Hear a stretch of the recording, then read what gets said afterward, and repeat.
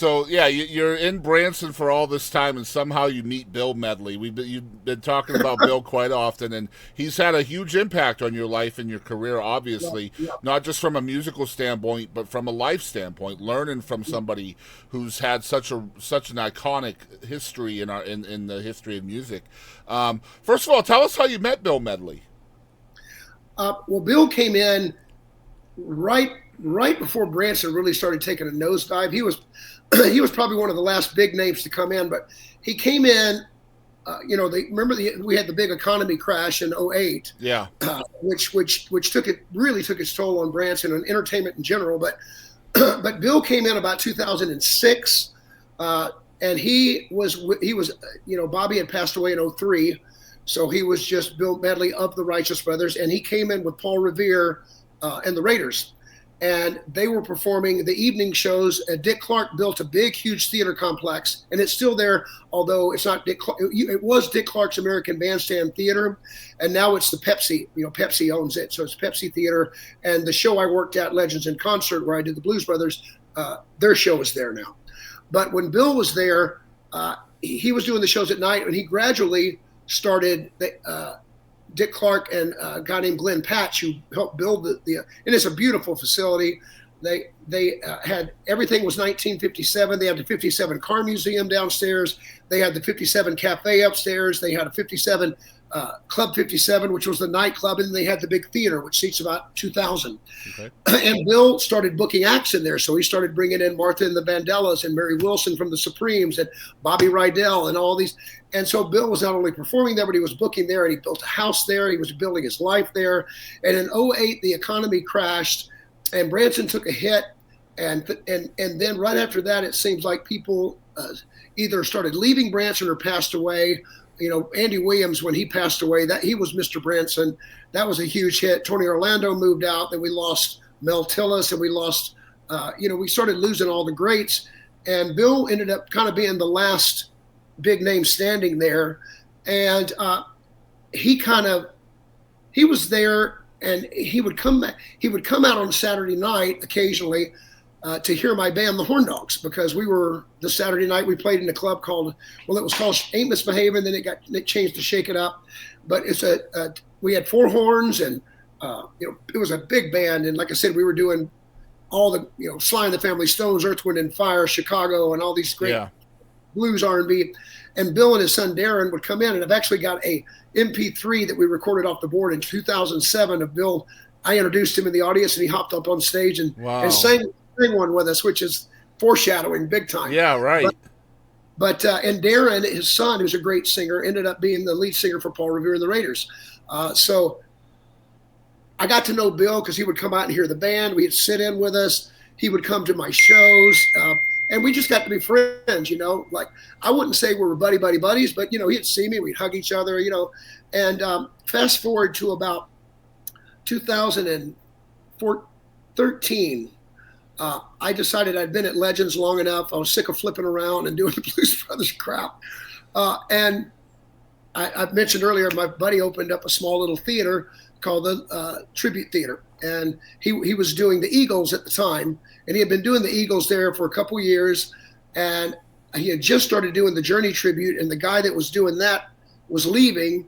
And he approached me and he said, I know you've been talking about leaving Legends. What do you think about coming over to my theater? And my daughter at the time was 8. And because I was doing 12 shows a week at Legends, which you mentioned earlier, she was, and my bands at night. I had two bands, I had an 80s band, called Retro, and then the Horn Dogs was my big horn band. I was playing with them 2 or 3 nights a week. So I was just messing my daughter grow up, and so I knew I was wanting out and something with an easier schedule, and God made the way. He sent John, and John we were able to come to a financial agreement, which would be, I would do the Journey show twice a week. One of them was an afternoon show. So I went from being gone 8 nights a week to being gone 3 nights a week. And I would go in and I'd do these. I did Creedence Clearwater Revival and I did Journey. And I ran into Bill at a wedding in 2015. He was really gotten out of Branson at this point. He still had a home there, but he was doing road shows more. And Dean, the Elvis guy I was telling you about earlier, Dean Z, is a good friend of Bill's as well, because he worked for Bill in California. Yeah. Bill had a club called The Hop, and Dean was the Elvis for his show, so he knew Dean from California. So Dean was getting married, and Bill and I both were at the wedding. And again, I saw him. I came up and hugged his neck, and he said, "I'm sorry this is taking so long for me to tell. It's kind of an involved story." No, so that's what this show's about, man. You can edit some of this crap out. Not happening. Not happening. But Bill was at the wedding, and I saw him, and I went over and hugged his neck, and he said, "Wow," he said, "Man, I heard you left Legends. You were there for 12 years. That's a pretty good gig." I said, "Yeah, man, I got sick of singing to Soul Man." But that's really, he had heard me do that. Yeah. And then even in the Horn Dogs, I wasn't doing stuff that was, Bobby Hatfield, rangy, that kind of stuff. Yeah. Our drummer in the band, a guy named Dino Phillips, who I'm still dear friends with, Dino would cover a lot of that high stuff. So when we did Earth, Wind, and Fire, do you remember 21st night of September? And Dino would do all the, so Bill didn't know I had any kind of range on me. So I said, "Yeah, I left Legends, and I'm doing a show called it's a tribute show. I'm doing a show called Don't Start Believing, which is a tribute to Journey." Yep. And then I went on to tell him I'm doing Creedence. He goes, "Hold it." He said it like this. He goes, You're doing Steve Perry." And I said, "Well, yeah." I said, "Matter of fact, it was a Saturday when Dean was getting married." I said, "Matter of fact, as luck would have it, I'm doing it. We have an afternoon show at 2:00 tomorrow." Nice. For the Journey show. I said, "If you want to come, just let me know." And he said, "Oh, well, maybe I'll take you up on it, blah, blah, blah, blah." And we hugged each other. The wedding happened. And anyway, I came to find out that he went to dinner with a mutual friend of ours that night and was talking about it to him. And he said, "Man, I just can't imagine Buck singing Journey. I just don't hear it, man." So 5 minutes before showtime the next day, I get a phone call, and he says, "Hey, Buck, it's Bill Medley. Listen, man, I'm thinking I might come in and catch your act." I said, "Really?" And he said, "Yeah, I'll probably only stay for a couple songs, but just want to catch you, And I asked him later after the fact, I said, "But you thought I couldn't do it." I said, "So let me get this straight. You came to the show only because you thought I was going to die." Yeah, you were going to fail. Yeah, yeah. Mm-hmm. The only reason he came. And he didn't even deny it. His comment was, "Yeah, what do singers like better than to see other singers die on stage?" So he comes to the show. This is 5 minutes before I call up front, put a ticket up for Bill Medley. Everybody's excited because Bill Medley's coming to the show. Mm-hmm. And, it's a small theater, 120-seater, very small, intimate, but cool theater, great sound. We had videos behind us. I wasn't dressed up like Steve Perry or John Fogerty. We told stories about why the songs were written. We had video behind us. It was very cool. It's kind of like a rockumentary, Mm-hmm. And so Bill said, "I'm probably only going to come for a couple songs." Well, he stayed for the first half of the show. So at intermission, I came out. We go out and sign and sell merchandise, and Bill's there. And great, man. You killed me. It was great. And so the next day he goes, "I think I might want to come back and hear you do, Fogerty tomorrow." Which, in retrospect, if you're a Bobby Hatfield fan, if you listen to Bobby Hatfield sing, Mm-hmm. the two elements of his voice are that clean Sam Cooke, Steve Perry, pristine, Mm-hmm. top tenor Irish voice. Whoa, my, that voice. And then in Love and Feeling, you'll hear him, "Don't bring it on back." You hear him, that growl. Yeah.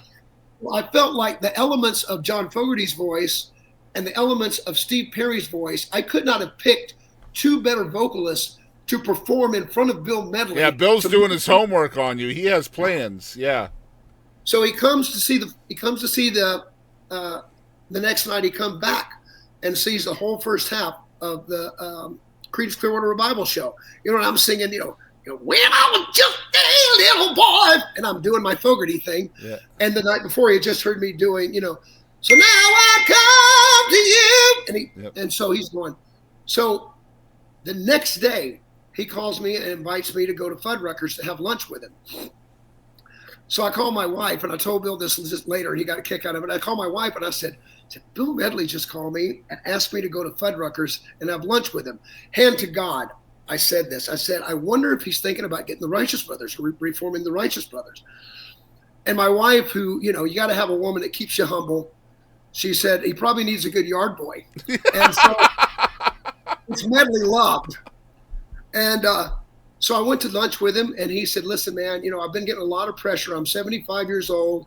He's going to be 85 this year. We're in our 10th year. Crazy. He's about to be 85 in September. Just did a new album himself. I know. With Michael McDonald singing with him and Vince Gill. Man, I'm trying to get him on the show, man. I want him on the show so bad. I'll work on him. Please, I'll work on it for you. He was just here, man. I took him to the airport 20 minutes ago, right before you and I got on, because he would have been here. I'm pretty sure I've emailed his people. It's just, he's very busy, so I get it. But yeah, he just doesn't do as many interviews anymore because he's 85. Yeah. Because he's 85. To get him to do anything. Well, I hope he'll consider it, because I think he would enjoy himself, honestly. Oh, he would, man. And I'll talk to him. Maybe next time he comes. He was just with me here the whole weekend. He stayed with me for the weekend. Yeah. We're watching preseason football and having dinner. My wife and daughter are out of town. I said, why don't you fly in from, he lives in Orange County in Newport Beach. I said, why don't you fly in and I'll pick you up at the airport and we'll hang this weekend. So he's been staying here with me the whole weekend, man. It's awesome. Like I said, he's like a brother to me, man, like a father, brother, mentor. Yeah. But we started talking at lunch, and he's like, yeah, I've been getting, I'm 75. I think I'm going to need some help. I'm not interested in finding another. But when I heard you sing, I just really feel like, it's probably not going to happen for a year down the road. And he had all these disclaimers. I just want to know if I could throw your name in the hat. And I said, I just need to double check with my wife, because we came to Branson so we would be able to be somewhere where we could be together. And of course I want to do it. But I called and talked to my wife that night, and I said, if you don't want me to dive into this, and my wife said, she's the best. We've been married 30 years now. She said, of course you're going to do it. You've been working your whole life for this. Of course you're going to do it. So I called Bill and I said, yeah, if you decide to do it, let me know. So to hear Bill tell the story, he said, I was walking, he takes his walk down by the lake. He said, I just stopped in my tracks. And he said, Medley, if you were ever going to do it, that's the guy. Because he had sung with a lot of people. And again, like we talked about earlier, you can sing with somebody, but if they don't have, and my training, I was able to be Bill's wingman. If you see the show, we have dialogue. Yeah, it's really fun. I have. And so he said, blah, blah, blah, blah, blah. And he said, it might not happen for another year. I don't know when, blah, blah, blah. So anyway, 2 days goes by. And, I told my wife, I said, I don't know what's going to happen, blah, blah, blah. So a couple of days goes by. He says, why don't you come over to the house? And I said, okay. So I went over to his house, and he's sitting at the piano, his Grammy Awards sitting on the, on the piano. And he's sitting at the piano. He said, I just want to go through and maybe record a few songs of us doing like the choruses on Love and Feeling. And so we did. And, it sounded pretty good. And he said, well, let's go in the studio. I booked some time in the studio. I'd like to go in the studio and record you and I. So we did the chorus of Love and Feeling. I sang Unchained Melody. We did Soul and Inspiration. We did Rock and Roll Heaven. All the Righteous Brothers hits. And we recorded just the choruses. And he sent them to our manager, which has been his manager since '65, David Cohen. He just passed away a couple years ago. Great guy. And so I figured I'd hear something down the line. Well, less than a week later, he calls me again.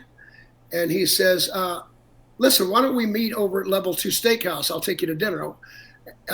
And I told my wife, I said, wow, I've graduated from Fuddruckers to Level 2. Yeah. The best steakhouse in town. Yeah. And I just thought he wanted to get to know me a little better, because we knew each other, but I figured he wanted to just get to know me. So we're sitting at dinner, and he said, I sent that demo to my manager, and he said, in our voices, you can have two great voices. It doesn't, but that Righteous Brothers blend, you got to have the blend. And our voices just locked. He said, David started crying on the phone. He said, sounds like the Righteous Brothers to me, brother. So Bill told me that, and I was like, wow, that's great, And we're eating dinner, and in the middle of dinner, he holds up his wine glass, and he says, so are we doing this?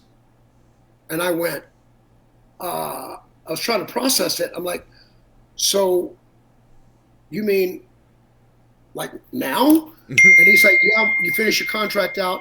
I've got some opportunities maybe in Vegas for us to go in. And I said, I picked my wine glass up and I chink. And he said, well, he goes, you're a righteous brother. I guess now we got to get a gig. Yeah, that's awesome. So about a month later, I called my buddy Paul, had just lost his father. And when I lost my mom, I just wanted something to look forward to. So I told my buddy Paul, I said, leave your wallet at home. I'm going to take you to Van Halen. You know, David Lee Roth was singing with him. Kenny Wayne Shepherd was opening in Kansas City. So we're sitting in the hotel having drinks, getting ready to go to the concert. And Bill calls me.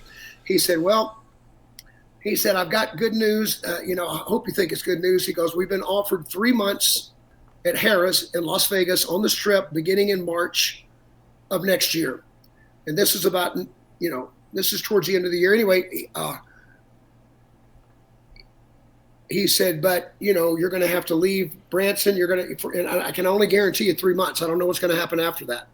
He goes, it may continue, it may not. And so I said, I'm in. So we went to Laughlin in February. So I get off the phone and my buddy Paul's going, what happened? And I said, well, I guess I'm a righteous brother. We're going to Vegas. And he's jumping up and down on the bed, freaking out. And he says to me, why aren't you freaking out? I said, I am freaking out, but in a completely different way than you are. Internally. Because the gravity of what I'm about to step into, I'm going to be compared to Bobby. I'm going to be judged against him. Yep. It was the first 2 years I was doing it, dude, it was almost overwhelming. I can imagine the pressure. Yeah. I was getting hammered on Facebook. Yep. And on social media, even though people hadn't even heard me sing. Who does this guy think he is? Nobody can replace Bobby Hatfield. There's only one righteous brothers, and all that.